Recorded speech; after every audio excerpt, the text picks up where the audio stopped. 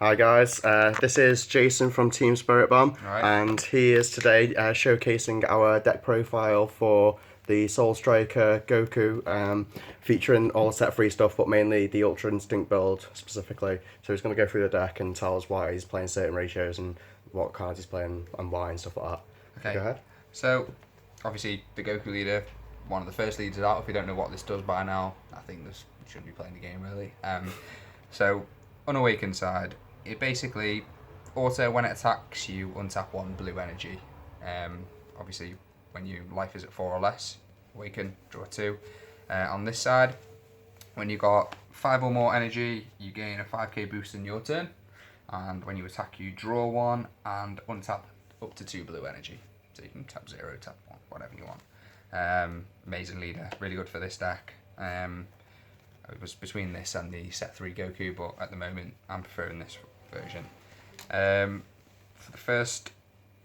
the Ultra Instinct package, I play basically 3 Ultra Instinct Goku. Not the SPRs.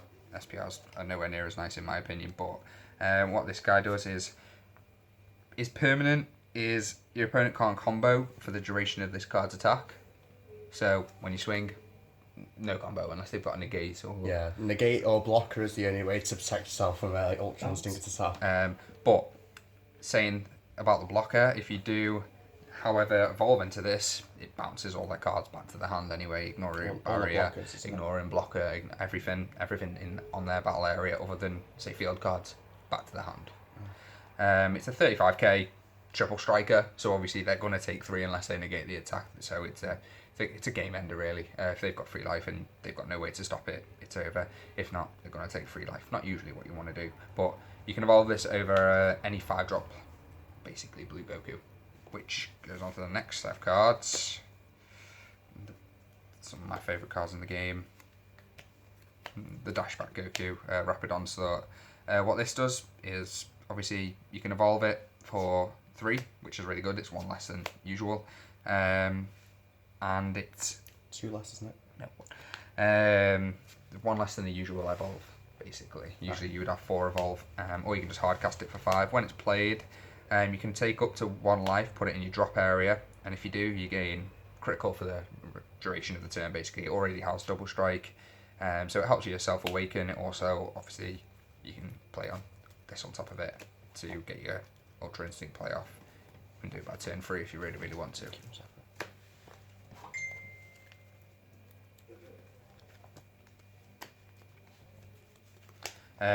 So the next card in the Ultra Instinct package is probably the main card, if I'm honest. It's the consistency builder. It's the one that grabs you anything.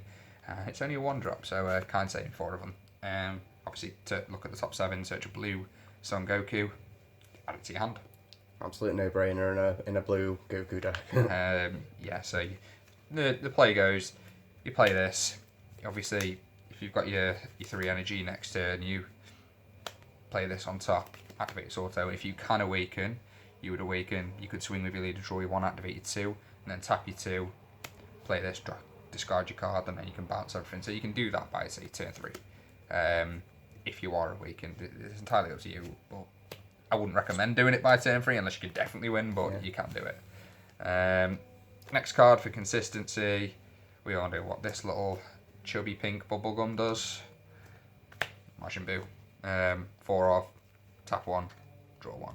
Simple as that's consistency. When you're unawakened, it's basically free because you want tapping energy anyway. Next 4 cards, pretty much every deck has their staple 4 cards of these. Boost Tap Piccolo, draw 1. When you play it, if your life is at 4 or less, you add 10k. Standard super combo. Super combo, really. Next one is a bit of a bodyguard card, 4 of again. Stronger one. When you play this card in your combo, you play it in rest mode, and you give yourself 10k. It's just a tap 1 energy, boost by 10k, summon it to the board in rest mode. Next one is a bit of consistency again, because we're playing a bit of a Future Trunks engine as well. Just the 3 Bulma. What this does, you play it for 1, search a Future Trunks with 4 or less from your deck basically, and add it to your hand. Another good 1-drop. The deck is a lot about first turn, say, one drop sort of consistency plays. If you can play a one drop, which you usually can in your first turn, you have one, Sort of turn 1 and turn 2, sort isn't of it? 3. You've got a lot of options in there. You've got 8, 11, so that's pretty decent as well. Next one is just generic pop.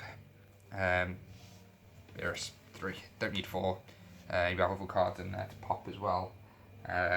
So just when you've got 5 or more energy, play this card, choose one of your opponent's battle cards, obviously without barrier, and you basically can pop it. Nice little destruction. For the last of the blue cards, Senzu Bean. Only 3, don't need 4. Usually not tapped out in this variation of the build. If you are tapped out, something's going wrong.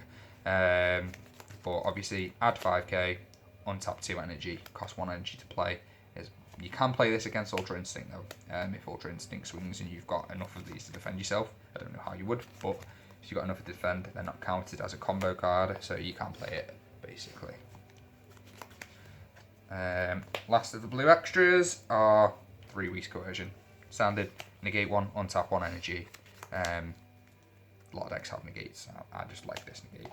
The rest is the green engine. So one of the naughtiest cards in the game. Archaeal, the Lass. Beast mode Broly in my opinion. What this card does, when you play it, you pop one of your own cards and pop up to 5 drop of your opponent's cards. Yeah. Mandatory. It's mandatory as well, so you have to pop one of yours at least. When it swings, you draw 1 card. If you have 5 or less cards in hand, it also has critical. So it's very, very naughty card. Really, really good. Next one, as I said, there's a Future Trunks engine in here. 1 drop, green. Citrus 8, and off the top 2, look at the top 2 when you play it. Add a saying, and then discard the other card to your drop area, basically. So really good for adding pretty much The only most battle of the deck. card that doesn't grab you is Beerus and Boom Bulma. It's really, really good.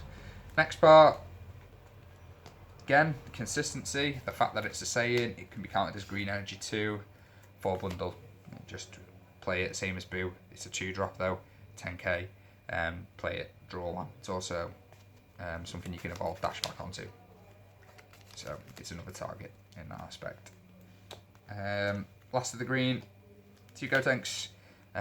Really, really good card. Usually, I mean, from the games I've had so far, you don't usually get to turn 5. You usually either win by then or your opponent wins by then. But if you do get to turn 5, this guy's always here. Play it for basically 5 energy, untap 2 of your energy, draw 1 card, double strike. In this build, reason it's so good is because you also can untap 2 more energy when you swing with your leader. So effectively it becomes a 1 drop, draw 1, double strike, 25k, which is Strong. really, really good. If you get to turn 5, that's really, really good. The last card, but not the least actually, is just the one of Masain. This is for basically end game players. You can play it any time, but I usually like to play it when my opponent thinks I'm all done with all my attacks, and then I'll tap the 1 energy over on for 5. This is double strike, and it pops up to 5 of your basically your opponent's cards, so up to 5 drop. It sends them to the warp as well, which is important. Sends them to the warp, other than blockers. You can't do it to blockers, but then again, it's end game 25k double strike in. 20k, sorry. Yeah, 20k double strike in. Really, really good. So far, it's been testing really well. Playing a lot of games against Ridge with His Macrape, his Apes, or all sorts of his different Macrape things. Bardock, which we'll pop a link to in the description because we did a deck profile on that the other day. This card's amazing against Apes. Bounces them all back. It stops all the Shugeshes they've been adding for about a year as well off Planet Vegeta because obviously they Shugesh can't annoys me. combo with Swing, Shugesh. Shugesh, drop explosive Goku. But anyway, let's not talk about Shugesh.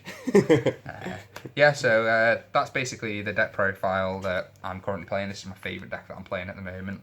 Looking to build a lot more decks. I've got a Mecha Freezer in It's the strong. works. It's strong because it's strong, but it's strong because it's consistent, and consistency is key in every card game. So yeah, I got a few little deck profiles, so let's see hopefully how this does at tournaments. It did Can't wait to test it actually at official ones. Yeah. Because We'll I like be, to run results and I hate results. Results is... We'll be going to more tournaments in the future, and we'll be doing more videos, and the next video we'll put up is of when Jason goes to the tournament with this Soul Striker UI deck. We'll see when, well, that won't be the next video, but it'll be one of the videos that'll be coming up soon anyway. So from everyone at Team SpiritBomb, and myself, have a good day, guys.